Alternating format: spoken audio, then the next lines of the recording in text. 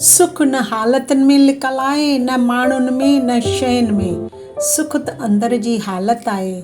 जेको सम्झी वियो उहो हमेशह लाइ ख़ुशि थी वियो। ओम शांति।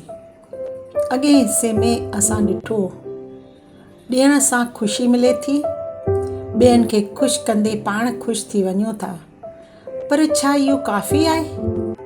छा हमेशह ख़ुशि रहणु मुमकिन आहे? सची सम्झ।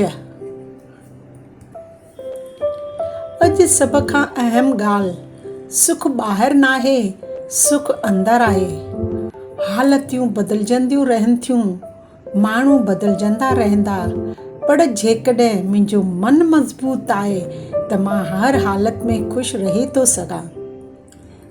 मिसाल, कॾहिं असां वटि 36 क़िस्मनि जो खाधो हुजे ऐं ओचितो को ॾुख भरियो ख़बर अचे, सॼो मज़ो ख़तमु। छो त सुख खाधे में न हो, सुख मन जी हालति में हो। इंसान जी ग़लती। अॼु इंसान छा थो करे? घर बदिलाए थो, कार बदिलाए थो, माहौल बदिलाए थो, पर पंहिंजो सोच, पंहिंजो सुभाउ नथो बदिलाए। असुली तब्दीली सुख लाइ ॿाहिरि कुझु बदिलाइण जी ज़रूरत न आहे, अंदरि बदिलाइण जी ज़रूरत आहे।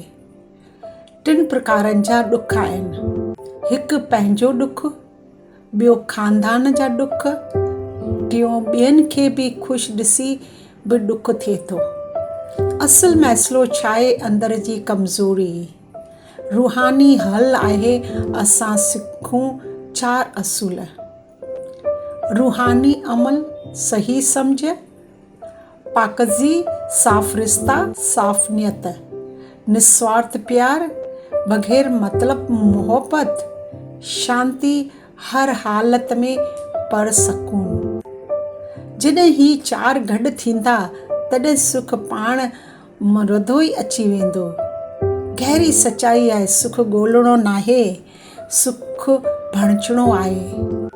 इन जो आख़िरी पैगाम आहे, अॼु खां हालतुनि खे न बदिलायो, पंहिंजो मन बदिलायो, ॿियनि खे न बदिलायो, पंहिंजी सोच बदिलायो। इहो ई असुल सुख आहे, इहा ई सची आज़ादी आहे।